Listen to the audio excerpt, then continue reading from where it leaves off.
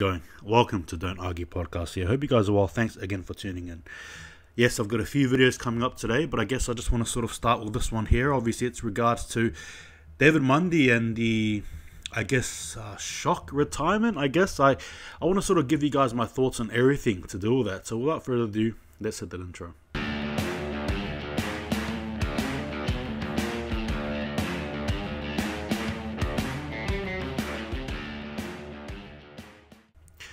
Alright guys, here we go. David Mundy has announced his retirement earlier this week. A shock announcement actually, considering everything that I suppose was, in my opinion anyway, sort of projected that he would be playing again for another year. You don't need to look too far to realise that, especially with the way he was in terms of his tone. Which I suppose, before I get into it too deeply, I just need to obviously first and foremost recognise the career that he had, a career that cannot be replicated, particularly in Fremantle colours, playing just shy of 370 games. This Saturday he will be playing 370, and a career that has seen him wear every single jersey possibly available for Fremantle since his debut in 2005, being drafted in 2003. He's been with the club as long as for quite some time. Obviously, slotting himself into the top 10 as well of all time AFL games played.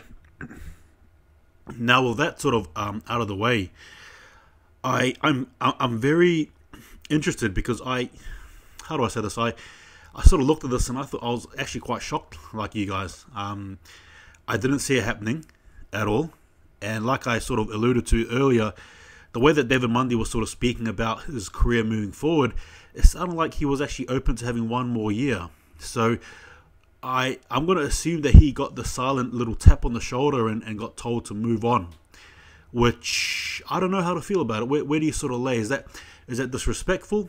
Is that just part of the process of the old leaving and the young coming in, and obviously Fremantle in our plans? I don't know. Where do you sort of sit? But I guess for me, I think it's actually... it sucks. Look, we all know David Mundy is not the David Mundy of old. I get it. But I'm saying that what he provides for us cannot be replicated. The experience, the sheer amount of time he's been on the footy field, you know what I mean? Like, psychologically, just being in a AFL environment, on a week-to-week basis, you can't replicate that. You know what I mean? His very existence, we've seen him basically, is on the bloody oval.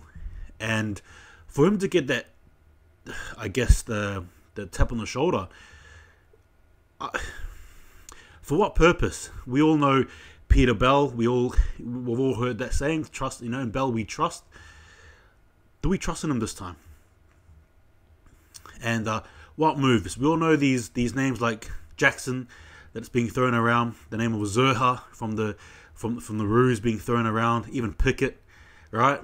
If you sort of read the little articles here and there pertaining to Fremantle and trades and potentials and all that stuff, and you sort of think, wow, well, we're probably trying to make a big push here and there, I assume. Now, for me personally, I don't like this move, as I touched on before. I don't like it. I see that he could have actually played for us, and I honestly believe he could have played for us next year, heading into 400 games. I'm actually I'm actually happy with the news. And now the reality is, whether you like it or not, there's been more pressure put on Fremantle to perform, particularly for his sake, which was probably the last thing he wanted to do, but that is the way it goes.